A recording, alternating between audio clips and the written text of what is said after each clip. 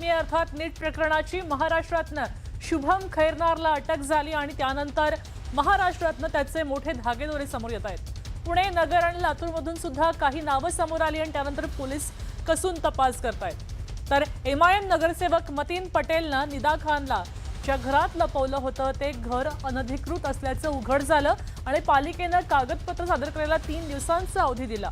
मात्र कागदपत्र नसल्यामुळे आता आज पालिकेनं त्यांच्या घरावर तोडक कारवाई केली आहे। तर रोहित पवारांनी एक मोठा दावा केला आणि राजकीय वर्तुळामध्ये खळबळ झाली।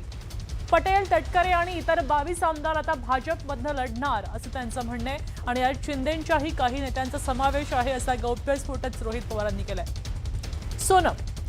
सोन्याचं आयात शुल्क आता वाढलंय। अवघ्या एका दिवसात 6%वरनं 15% शुल्क आता भारत सरकारनं आकारलं, त्यामुळे सोनंही महागलंय। पहिली बातमी पाहूया नीटची आहे। नीट परीक्षेची आहे। 3 मेला देशभरामध्ये नीट परीक्षा झाली, त्याचं पेपर फुटला अशी माहिती समोर आली। त्यानंतर प्रशासनाकडनं परीक्षा रद्द केली गेली हे जाहीर झालं।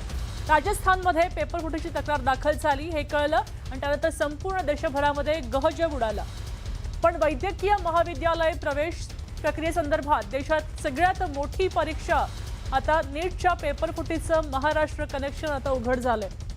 नाशिक, अहिल्यानगर, पुण्यातनं तपास यंत्रणांनी आरोपींना अटक केली आणि संपूर्ण रॅकेटचा पर्दाफाश झाला।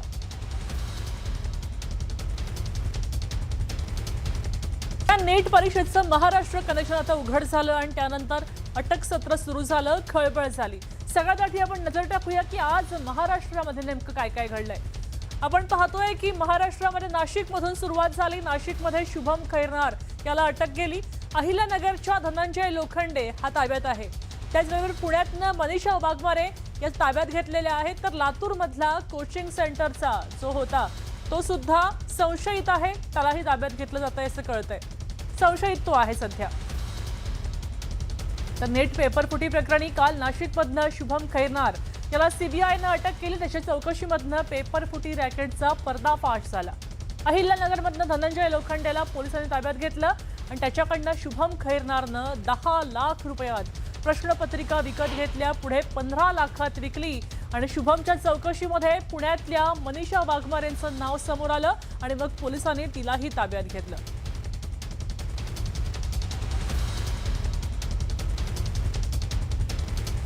दरम्यान या मनीषा वाघमारे नेमक्या कोण आहेत आपण सविस्तर पाहूया। मनीषा वाघमारे या पुण्यामधल्या समोर आल्या। पुण्यामध्ये त्या ब्युटी पार्लर चालवतात असं कळतंय। या मनीषा वाघमारे ह्या समोर आल्या। त्यानंतर धनंजय लोखंडे हा जो संशयित आरोपी आहे त्या धनंजय लोखंडेच्या संपर्कात त्या होत्या असंही समजतंय।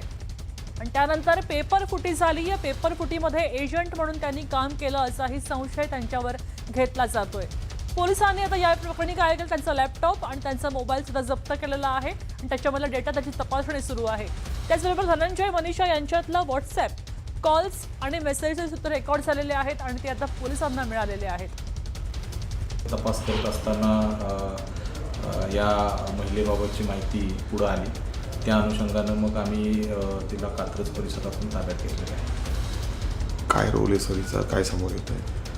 यामध्ये ज्या आरोपीची काल माहिती आली होती त्याच्या संपर्कात ही महिला असल्याचे पुढं आलं होतं आणि मग त्याच्यात वर्कआउट करण्यात आलं आणि पुढं तपास करून पुढं तिची विचारपूस देखील करण्यात आली। विचारपूस करताना काही संशयास्पद बाबी मिळाल्या। तर नीट पेपर फुटी प्रकरणी लातूर कनेक्शन समोर आलं शक्यता आहे, कारण नाशिकमध्ये शुभम खैरनार त्याला अटक झाली आणि त्यानंतर पेपर फुटी प्रकरणाचे धागेदोरे अगदी पोलिसांच्या हाती लागले। त्याचबरोबर दुसरीकडे लातूरमध्ये काही पालक आणि विद्यार्थ्यांच्या तक्रारीनंतर पोलिसांनी खासगी कोचिंग क्लासेसची चौकशी केली। तक्रारीनुसार खासगी क्लासेसनं नीटच्या परीक्षेपूर्वी मॉक टेस्ट घेतली होती आणि यातल्या 42 प्रश्न 3 तारखेच्या नीटच्या परीक्षेत अगदी जसेच्या तसे आले असा आरोप आहे। सकाळपासून चौकशी सुरू आहे। आतापर्यंत 3 ते 4 जणांची चौकशी झाली आहे आणि काही जणांचे जबाब नोंदवले गेलेले आहेत।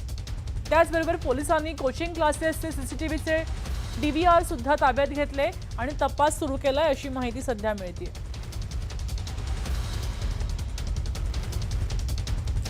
तर नीट पेपर फुटी प्रकरण संपूर्ण देशभरामध्ये पसरलं आणि बिहारच्या नालंदामध्ये पेपर फुटी प्रकरणातला मास्टर माइंड राजा बाबूचा पर्दाफाश झालाय। नालंदामध्ये पावापुरीत नीट परीक्षेच्या अगदी आदल्या दिवशी पोलिसांना 2 संशयास्पद आरोपी सापडले. 2 संशयास्पद वाहनं आढळली आणि अखेर आरोपींच्या चौकशीमधनं नीट पेपर फुटीचा मास्टर माइंड तर राजाबाबूची माहिती समोर आली.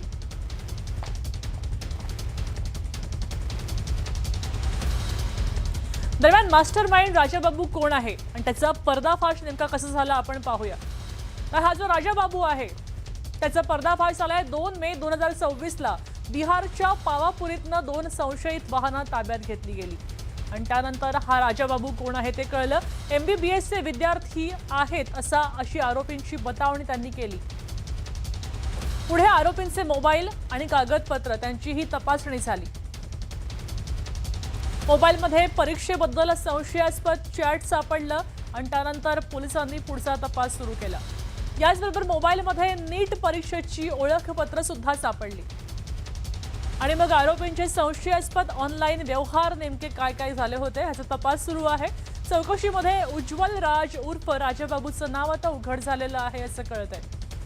2022 पासूनच राजाबाबू पावापुरी मेडिकल कॉलेजचा विद्यार्थी आहे असं कळतं आणि त्यानंतर राजाबाबूनं पेपरफुटीचं नेटवर्क चालवलं असाही सध्या संशय पोलिसांना येतोय. तपास सुरू आहे. मात्र फरार मास्टर माइंड राजाबाबूचा शोध आता सुरू झालेला आहे. पोलीस कसून तपास करतायत. आरोपींच्या CDR मध्ये पेपरफुटी प्रकरणाच्या काही लिंक्स सापडलेले आहेत. उज्ज्वल राज उर्फ राजा बाबू, वो भी MBBS 2022 बैच का छात्र है. लगातार वो फेल हो रहा है लेकिन कॉलेज में पावापुरी मेडिकल कॉलेज में बना हुआ है.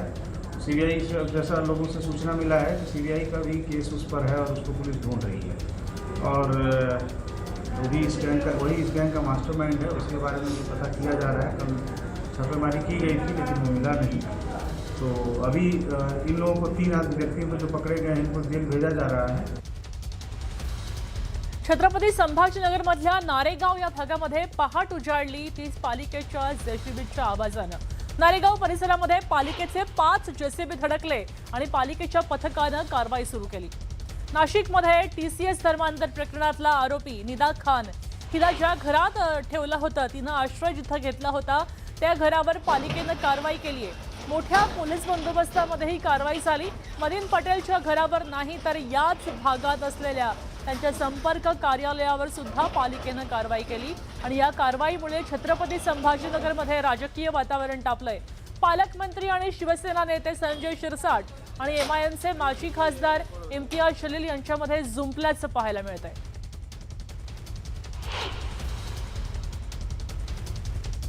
आम्ही म्हणजे या देशामध्ये जे आज ये गुंडा राज पासून जे लोक त्रस्त झालेले आहे, हैराण झालेले आहे, हे सगळ्यांची जबाबदारी आहे. लोकांनी कॉन्ट्रीब्यूट करेल, आम्ही कॉन्ट्रीब्यूट करणार, आम्ही स्वतः कॉन्ट्रीब्यूट करणार आहे. ज्यांच्याकडे 10 रुपये आहे तर 10 रुपये कॉन्ट्रीब्यूट करतील. तर हायकोर्ट ठरवेल ना. हायकोर्टाच्या आदेशाचं पालन जर कॉर्पोरेशनने केलं नसेल तर कंटेम ऑफ कोर्टची कारवाई त्यांच्यावर होईल आणि जर झाली कारवाई तर ॲज इट इज त्याला घरे बनवून देता येईल. जेणेकरून हा सगळ्याचा मसिया झालेला आहे. माझं त्याला ओपन चॅलेंज आहे. इस्लामला मानतोस, कुराण शरीफला मानतोस, ठेव त्याच्यावर हात आणि सांग त्या फिदा खानला मी आणलं नव्हतं म्हणून. तिला लपवण्यामध्ये ह्या इम्तियाज जलीलचा हात आहे. मी लढणारा माणूस आहे आणि तुमच्यामध्ये जितकी ताकद आहे तुम्ही लावा. मी पोलिसांना, प्रशासनाला, तुम्ही काही कोर्ट नाही आहे, तुम्ही काही पोलीस नाही आहे. मला माहीत आहे तुम्ही पोलिसांवर दबाव टाकेल, तुमची सरकार आहे, तुमची हुकूमत आहे, पण मी पोलिसांना सहकार्य करेल आणि तुमच्या बोलण्याप्रमाणे आता तुमच्यावर जबाबदारी आहे. तुम्ही जे माझ्यावर जे आरोप केलेले आहे हे माझी नातेवाईक होती, आता तुम्हाला सिद्ध करावं लागणार आहे. इम्तियाज जलीलांचं म्हणणं आहे की गुन्हेगार नसताना सुद्धा मतीनच्या घरावर कारवाई कशी झाली. मात्र कारवाई पालिकेनं केलेली आहे. घर आणि ऑफिस अनधिकृत असल्यामुळे कारवाई केल्याचं पालिकेचं म्हणणं आहे. 3 दिवसांचा कागदपत्र सादर करण्यासाठी अवधी दिला गेला होता. मात्र कागदपत्र सादर करण्यामध्ये सपशेल अपयश खरं तर मतीन शेख यांना आलं आणि त्यानंतर ही कारवाई झाली. या भागातच त्यांचं घर आणि त्यांचं कार्यालय होतं. या दोन्ही वास्तूंवर आज महापालिकेनं हातोडा घातलेला आहे, बुलडोझर चालवलाय. दरम्यान नितेश राणेंनी या कारवाईवर काय प्रतिक्रिया दिली आहे पाहूया. देवाभाऊचं सरकार आहे आणि देवाभाऊचं बुलडोझर, तुम्ही महाराष्ट्रात अगर जिहाद करत असाल तर देवाभाऊचं बुलडोझर चालणारच. मंत्री संजय शिरसाट यांनी स्पष्टपणे म्हटलंय की इम्तियाज जलील यांना अटक केली पाहिजे तर या प्रकरणाचा अधिक खुलासा होईल. हो, बरोबरच आहे ना, कारण का मास्टर माइंड इम्तियाज जलीलच आहे. ज्या पद्धतीने निदा खानच्या संदर्भात सातत्याने तिची बाजू घेण्याचं काम, म्हणजे जिहादचं बाजू घेण्याचं काम हाच इम्तियाज जलील करत होता. महाराष्ट्र को हरा कर देंगे म्हणणारा हाच इम्तियाज जलील होता. तर त्याची जागा बाहेर नाही, जेलमध्ये आहे. आणि मला वाटतं की लवकरच तो नारळ फुटेल. तर या दोघांमधली ही टीका आता शहरी दहशतवादावर येऊन ठेपली आहे. पाहूया. जो पण गुन्हा केलाय ते होऊ दे. त्याच्या आई वडिलांवर पण एक प्रेशर मेंटेन करण्याचा हा प्रकार आहे की आम्ही तुला घर बांधून देणार आहे, तुझ्या मुलाला आम्ही नगरसेवक करणार आहे. हा खऱ्या अर्थानं अर्बन अतिरेक ज्याला म्हणतात, अर्बन टेररिस्ट हा तो प्रकार आहे. पोलिसांनी टेररिस्ट नाही केलं त्यांनी मला काय जिहादी, अर्बन टेररिस्ट, निजामाची औलाद. मी त्यांना फक्त एक हे बोलतो की टेररिस्टची स्पेलिंग त्यांनी लिखून दाखवावी. मला टेररिस्ट जे शब्द आहे ना त्याची स्पेलिंग त्यांनी लिहून दाखवा. हे माझ्या शहराचा, जिल्ह्याचा दुर्दैव आहे की अशा प्रकारचा पालकमंत्री आम्हाला लाभला आहे. ज्यांनी काय काम केलं मागच्या इतक्या वर्षामध्ये, तर फक्त लुटून खाण्याचं काम केलं त्यांनी.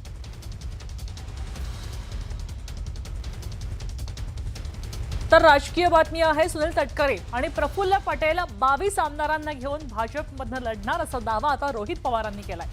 त्यांच्या दाव्यानंतर चर्चांना उधाण आलं आणि गेल्या काही दिवसांमध्ये राष्ट्रवादी काँग्रेसमध्ये अंतर्गत कुरबुरी सुरू झाल्या आहेत अशी चर्चा आहे. सुनेत्रा पवार यांनी 10 मार्चला निवडणूक आयोगाला एक पत्र लिहिलं आणि त्या पत्रामध्ये प्रफुल्ल पटेल यांच्यासह सुनील तटकरे यांच्याही नावासमोर त्यांच्या पदांचा उल्लेख नव्हता. तर राष्ट्रवादी काँग्रेसच्या राष्ट्रीय कार्यकारिणीतनं पटेल आणि तटकरेंना वगळल्याची ही चर्चा होती. याबद्दल बोलताना रोहित पवारांनी केलेल्या दाव्याला अजित पवारांच्या राष्ट्रवादीच्या नेत्यांनी जोरदार प्रत्युत्तर दिलंय. मी तुम्हाला सांगतो, सुनील तटकरे असतील नाहीतर प्रफुल्ल पटेल असतील, काही झालं तरी भाजपमधूनच लढणार आहेत. उगाच आपण इथे टाइमपास करत बसायचं आणि कशाला, त्यांचं ठरलेलं आहे ऑलरेडी. ते ठरलेत आणि 22 आमदारांचं ठरलेलं आहे. त्याच्याचबरोबर एकनाथ शिंदे साहेबांच्या काही आमदारांचं ठरलेलं आहे. त्यामुळे ज्या गोष्टी ठरल्या त्या आपण इकडं वेडं वाकडं बोलून हे होईल ते होईल असं मोघम बोलून चालत नाही. जे आहे ते आहे. भाजपमधून ते लढणार. फक्त प्रक्रिया ही जरा फास्ट झाली. 2029च्या आधी जी प्रक्रिया व्हायला पाहिजे होती ती आधीच झाल्यामुळे आत्ताच प्रवेश करतात. पण आत्ता प्रवेश केला तर परत इलेक्शन होईल आणि जर परत इलेक्शन तटकरेंचं त्या ठिकाणी झालं तर ते काही निवडून येणार नाही, कारण शिंदे गटच त्यांना त्या ठिकाणी पाडेल. एवढंच नाही तर आता रोहित पवारांनी आमदार सुनील शेळके यांच्याबाबत सुद्धा निशाणा साधलाय. पाहूया. विषय एवढाच आहे की लोक आहेत जी संपर्कात आहेत. आता तुम्ही मला बघा, विखे पाटील साहेबांना श देण्यासाठी कोल्हेंना तिथे MLC बनवलं. आता कोल्हेला तिथे MLC बनवलं असेल तर मग तिथला जो दादांचा पक्षातला आमदार आहे काळे, हे काय यांच्याच पक्षातून उभे राहतील का? मोकळं झालं ना तिथून, त्या ठिकाणी BJPतून ते उभे राहतील. आता तुम्ही इतर ठिकाणी सुद्धा बघितलं तर ऑलरेडी रणनीती, आता तुम्हाला मावळचा आमदार काही ह्या पक्षात राहील असं वाटतं का? तो जाणार आहे भाजपमध्ये. हे सगळं सगळ्यांना माहिती आहे. उगाच आपण पतंग उडवत मी किती प्रेमाचा, मग मिठी मारणं आणि रडून रडून किती वेळा रडणार. दरम्यान भाजपच्या ट्रॅपमध्ये घड्याळ आणि धनुष्यबाणाचे 40 आमदार अडकले असा दावा रोहित पवारांनी केला. घड्याळाच्या पक्षातले 22 आमदार घेऊन ते भाजपमध्ये जाणार असं ठरलंय. असं नाही, ते काय घेऊन जाणार असं होत नसतं. भाजपलीच ट्रॅप लावलेला आहे आणि त्या ट्रॅपमध्ये बरेच आमदार हे अडकलेले असं कुठेतरी लोकांची चर्चा आहे. घड्याळ पण आणि धनुष्यबाण पण दोन्ही मिळून 40 आहेत. आमच्या पक्षाच्या बाबतीमध्ये कोणी भविष्यकाराने भविष्य आखण्याची काही आवश्यकता नाही. तुम्ही आपल्या पक्षाचंच बघा, आपल्या पक्षामध्ये काय चालतं त्याच्यावरतीच तुम्ही लक्ष ठेवून राहा. आमच्या पक्षामध्ये अजितदादांना मानणारा हा गट आहे. अजितदादांच्या नेतृत्वामध्ये काम करणारा हा कार्यकर्ता आहे. कार्यकर्त्यापासून तर आमदारापर्यंत एकही व्यक्ती, नेत्यांपर्यंत आम्ही सुनित्रा वहिनींची साथ सोडणार नाही, हे मात्र निश्चित. राज्यामध्ये अनेक भोंदू जे खरातसारखे होते, जे भविष्यवाणी करणारी लोक होती, अनेक भोंदू बाबा राज्याच्या पोलीस खात्यानं पकडलेले आहेत. मला असं वाटतं ह्या भोंदू बाबांच्या अटकेनंतर कुणाला तरी राशी भविष्य सांगण्याचं वेध लागलेले असेल, म्हणून ती जबाबदारी ज्योतिषशास्त्राची जर रोहित पवारांनी घेतली असेल तर चांगलं आहे. दरम्यान एकीकडे अजित पवारांच्या राष्ट्रवादी काँग्रेसमध्ये कुरबुरींची चर्चा आहे आणि असं असतानाच सुनील तटकरेंनी काल शरद पवारांची भेट घेतली आणि यावरनं आता रोहित पवारांनी टोला लगावलाय. तर ही केवळ सदिच्छा भेट होती, तटकरे म्हणतायत. ऐकूया. कुणी आलं तर चहा पाजायला त्याला वेगळी भूमिका काय लागते? आता तुम्हाला नाही बघा, कुणी कोणालाही भेटू शकतं. आता 3 वर्षापूर्वी तेच आले नसतील आणि आता ते येत असतील तर आम्ही काय करणार त्याच्यामध्ये? आता जर आले तुमच्याकडे चहा प्यायला नाही, त्याच्यापेक्षा आणखी असं होत नसतं. मी तुम्हाला सांगतो,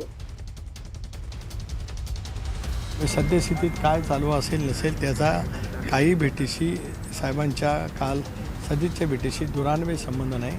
आमच्या भेटीमध्ये अजिबात चर्चा झाली नाही. प्रदीर्घ कालावधीची जर भेट झाली त्याच्यामुळे तब्येत आणि इतर गोष्टीवरतीच त्या ठिकाणी 5-10 मिनटं बोलता आलं. यापेक्षा त्याच्यातला कुठलाही अनवर्थ नाही. मी वारंवार कालपासून ही बाब स्पष्ट केली की आम्ही एनडीएमध्ये आहोत. एनडीए मजबूत करण्याचं आमचं काम वहिनीच्या नेतृत्वाखाली त्या ठिकाणी सुरू आहे आणि ते अव्याहतपणाने पुढे त्याच ताकदीने सुरू राहील. नरेंद्र मोदी यांनी पेट्रोल आणि डिझेलची बचत करायचा निर्णय घेतला. खर्चात कपात करायचं आवाहन केलं आणि त्यानंतर त्यांनी आपल्या सुरक्षा ताफ्यामध्ये वाहनांची संख्या घटवली आहे. त्यामुळे आता त्यांच्या ताफ्यामध्ये गाड्यांची संख्या कमी झाली आहे. मोदींच्या ताफ्यात फक्त 2 कार आहेत असं आता समोर आलंय.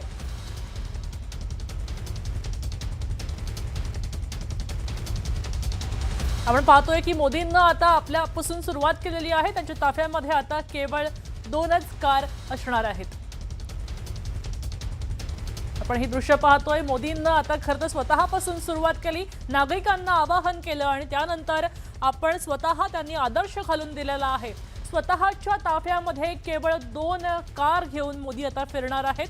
मोदींचा हा कॉन्वॉय आपण पाहतोय, केवळ 2 कारचा हा ताफा असणार आहे.